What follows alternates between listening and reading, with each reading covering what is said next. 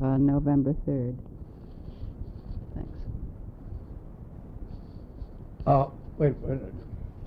See that they're planning to use the railroad tracks, and they use the portion of the bridge access roads that were built but never used to the north of Van Zandt Avenue, so that the highway will go under.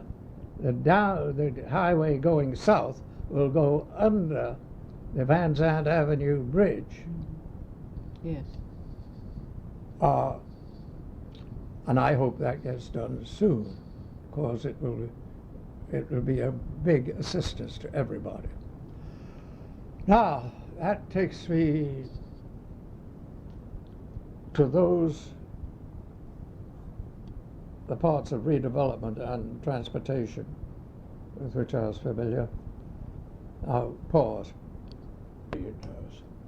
But the question is,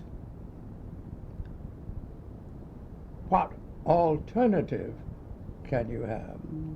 And in all these things, every scheme that you can devise for the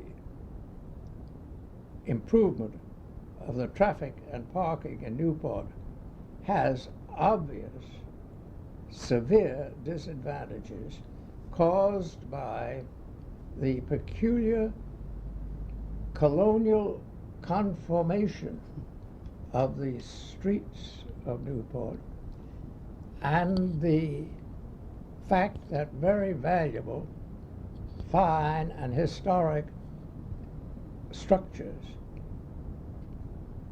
are so placed that a clear through traffic pattern where traffic would normally flow smoothly and good parking could be built is absolutely impossible.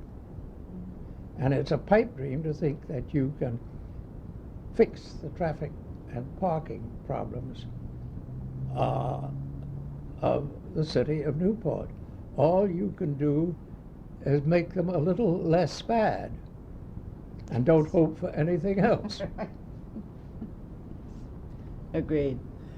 So, what should we take up now? Every community, especially a New England, an old New England seaport, has its characters. And my job as chairman of the property committee of Trinity Church, together with Hurricane Carol, brought me into contact with one of the real characters of Newport. That is Thomas Crawford, the ironsmith. Oh. Was he a resident of the point? What has happened to Thomas Crawford, or what? But he, for many years, he had an iron shop down on the waterfront, down about where, in the vicinity of the Pier restaurant or some of those side streets. But what's happened to it, I don't know. But without doubt, Thomas Crawford was the best ironsmith in this vicinity. And when one of the big trees at Trinity Church fell during Hurricane Carol, it badly smashed up a section of that wrought iron fence around the church. And it was up to me to get it fixed. So I went down to see Thomas Crawford, because he was the one everybody recommended for that kind of job.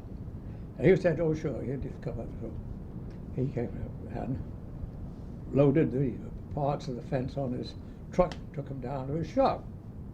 Well, I didn't expect the thing to be done quickly or anything of that sort.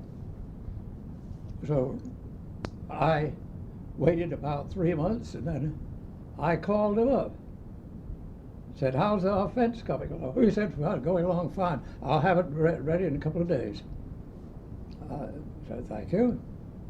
About 3 months later, I did the same thing, and he came back with the same answer. Well, I've been delayed, but it's just about finished now.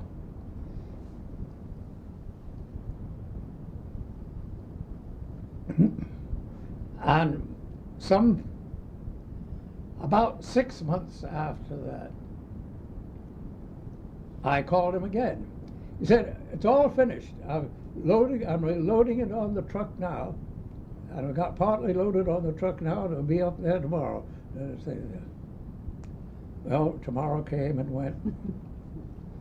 And about a week later, I went down to see Mr. Crawford. And there the fence was.